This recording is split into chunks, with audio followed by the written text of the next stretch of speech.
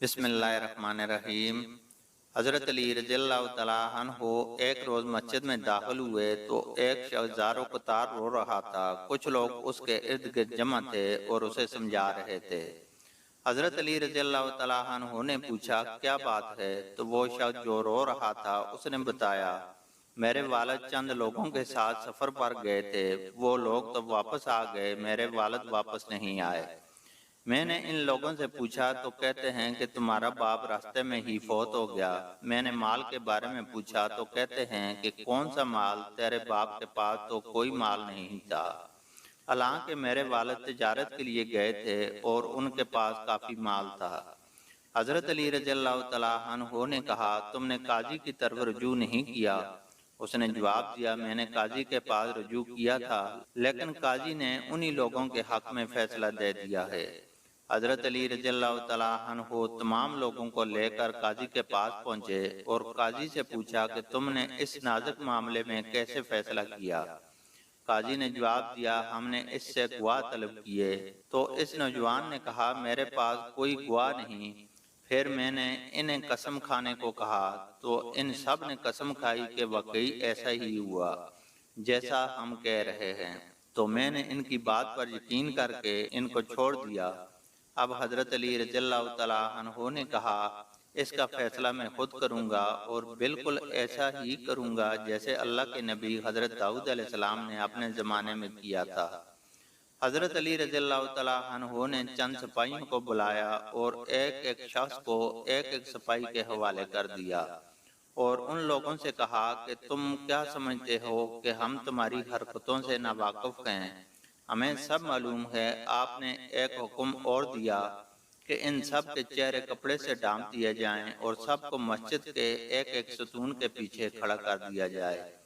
फिर आपने कातब को अपने पास बुलाया और सिपाहियों से कहा कि जब मैं बुलंद आवाज में तकबीर कहूँ तो इनको एक एक करके लाना। फिर आपने पहली तकबीर कही और एक सिपाही पहले मुल्ज़िम को ले आया। हजरत अली रज़ियल्लाहु तआला अन्हु ने उसको अपने सामने बिठाकर हुक्म दिया कि इसके चेहरे से कपड़े को हटा दो और कातब को कहा कि मेरा सवाल और इसका जवाब कलम बंद करो। हजरत अली ने उससे पूछा कि तुम किस दिन इसके बाप के साथ रवाना हुए थे? उसने जवाब दिया, फलां दिन फलां महीने। फिर आपने पूछा किस किस मकाम पर पहुंचे? तो इसने कहा, फलां फलां मकाम पर। तो हजरत अली रज़ियल्लाहु तआला अन्हु ने पूछा कि मरने वाले को क्या मर्ज लाहक था? इसने बताया कि फलां मर्ज लाहक था। पूछा कितने दिन बीमार रहा? उसने बताया कि इतने दिन। पूछा किस दिन मरा? तो उसने कहा फलां दिन। अब सारी बातें कातब नोट करता रहा था। फिर हजरत अली रज़ियल्लाहु तआला अन्हु ने एक और सवाल किया कि जिस दिन मरा तो किसने इसे गुस्ल दिया और किसने उसके कफन दफन का फरीज़ा अदा किया और किसने नमाज जनाजा अदा की? उसने कहा कि फलां आदमी ने। कातब ने सब नोट किया। जो सारे सवाल हजरत अली ने उससे किए, उस सारे मुकालमे की आवाज़ बाकी किसी मुल्ज़िम के कानों तक नहीं जा रही थी। वो सब उससे बेखबर थे। हजरत अली ने दोबारा बुलंद आवाज़ में तकबीर कही और उसके साथ ही दूसरे मुल्ज़िम को पेश किया गया। हजरत अली रज़ियल्लाहु तआला अन्हु ने दूसरे मुल्ज़िम से पूछना शुरू किया और कहा कि तुम्हें क्या लगता है? हमें कुछ मालूम नहीं, हमें सब मालूम हो गया है।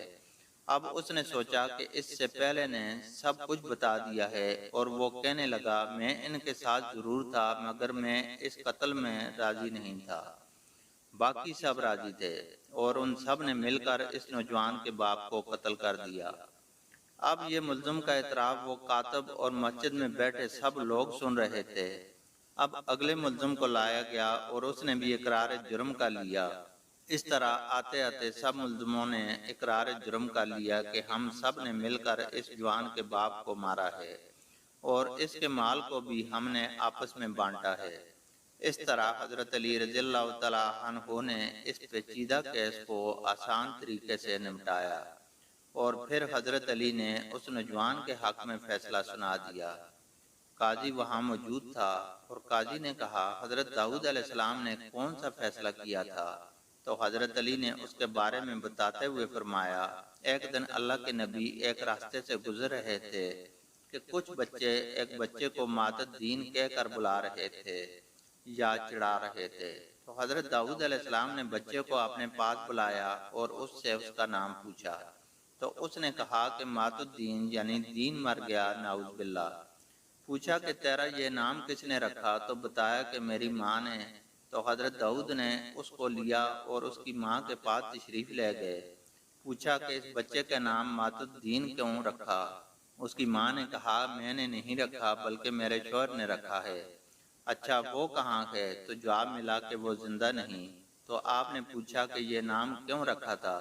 جواب ملا کہ میرا شوہر چند افراد کے ساتھ سفر پر گیا تھا، سب واپس آ گئے اور میرا شوہر واپس نہیں آیا۔ جب میں نے واپس آنے والوں سے پوچھا تو انہوں نے کہا کہ وہ دوران سفر فوت ہو گئے ہیں۔ میں نے ان سے پوچھا کہ اس کے مال و اسباب کا کیا ہوا؟ تو انہوں نے کہا اس کے پاس تو کچھ بھی نہیں تھا، حالانکہ میرے شوہر کے پاس بہت مال تھا۔ تب میں نے پوچھا کہ مرتے وقت میرے شوہر نے کچھ وصیت کی تھی؟ تو انہوں نے جواب دیا ہاں۔ میں نے پوچھا وہ کیا تھی؟ کہنے لگے کہ تیرے شوہر نے کہا کہ میری بیوی سے کہنا جب میرا بچہ پیدا ہو تو اس کا نام مات الدین رکھ دینا، کیونکہ اس وقت اس کی بیگم امید سے تھی۔ تو جب میرے ہاں اولاد ہوئی تو میں نے شوہر کی وصیت کے مطابق بچے کا نام مات الدین رکھ دیا۔ اب حضرت داؤد علیہ السلام نے پوچھا کیا وہ لوگ ابھی زندہ ہیں جو واپس آ گئے تھے؟ اس نے کہا جی ہاں وہ زندہ ہیں۔ تو حضرت داؤد علیہ السلام نے اس کو ساتھ لیا اور ان کے گھروں میں گئے اور سب کو گرفتار کروایا، اور پھر اس معاملے کا فیصلہ بھی بالکل اسی انداز میں کیا جیسے میں نے آج کیا ہے۔ اللہ سے دعا ہے کہ وہ ہمیں جھوٹ اور فریب سے بچائے اور نیک اعمال کرنے کی توفیق عطا فرمائے۔ دوستو، اگر آپ کو اسلامی واقعہ اچھا لگا تو اسے اپنے دوستوں کے ساتھ ضرور شیئر کریں۔